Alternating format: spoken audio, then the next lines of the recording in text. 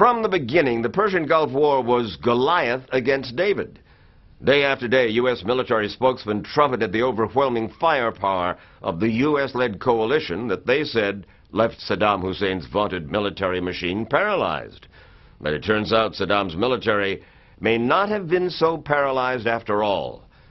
For before the U.S. launched the sweeping ground offensive against the Iraqi army, Saddam launched an attack of his own against the Saudi Arabian town of Khafji. At the time, General Norman Schwarzkopf, the coalition's commander-in-chief, played down the significance of that Iraqi attack.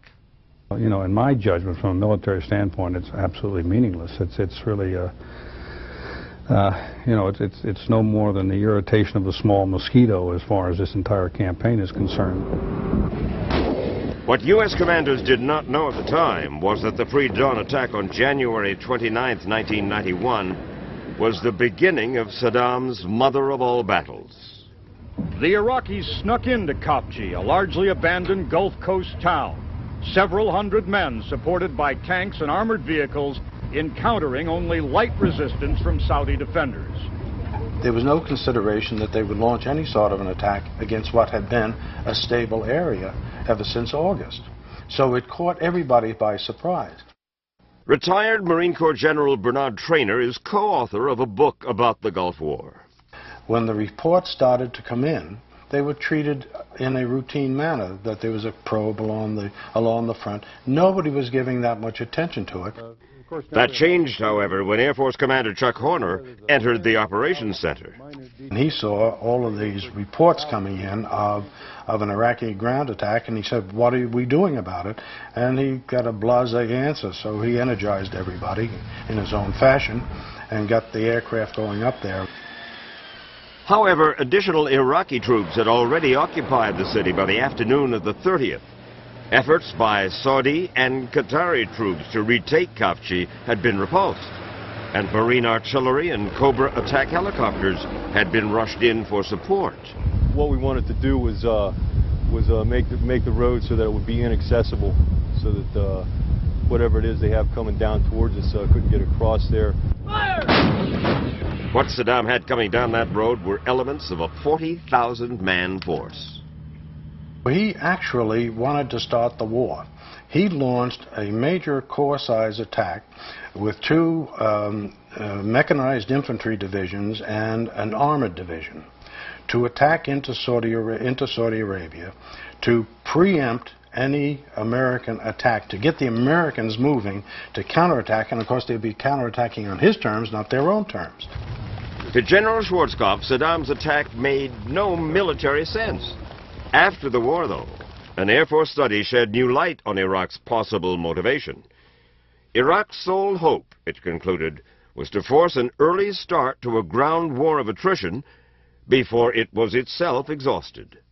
He had based his entire strategy on the assumption that he would create a bloodbath where a lot of Americans would die, and that the American people would turn against the war and seek some sort of a negotiated settlement. Khafji, it appeared, was to be part of that bloodbath. By the third day of the battle, Saudi and Qatari troops had counterattacked the northwest sector of the abandoned city, attacking a tower that the Iraqis were using to direct fire on coalition forces. Throughout the day, the two sides engaged in a fierce firefight, using tanks, artillery, missiles, rockets. The Iraqis didn't know it, but some of that fire was directed by two Marines trapped inside the city. As the battle reached a pitch, they saw three Iraqi armored personnel carriers, APCs, very close to where they were. So they told their Marine buddies to fire some artillery shells at the APCs, never mind how close they were to the target. And the rounds were calling them in very close to our position. We knew that, but we also knew we had to take out those APCs. As the battle continued, U.S. Central Command called in more airstrikes to counter the growing Iraqi push, a push that included more than 300 tanks. Saddam moved the tanks at night and reportedly timed his movements to avoid detection by U.S. spy satellites. When the satellites were overhead, they would stop dead. so they wouldn't be spotted moving. And as soon as the satellite passed over, then they would move again. But the Iraqis hadn't counted on a new U.S. aircraft called J-Stars, an experimental reconnaissance plane whose radar could monitor troop movements over large areas. On the eve of the war, 2 prototypes had been rushed to Saudi Arabia. Flying at night, its radar looked behind enemy lines. Newly released videotapes show what it saw. Each white dot is a vehicle or group of vehicles moving across the desert. Thanks in large part to J-Stars, Air Force and Marine pilots were able to take out large numbers of Iraqi tanks moving south to support the Khafji invasion.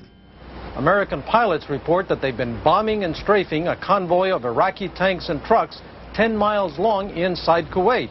The pilots say that at least 100 Iraqi tanks have been destroyed.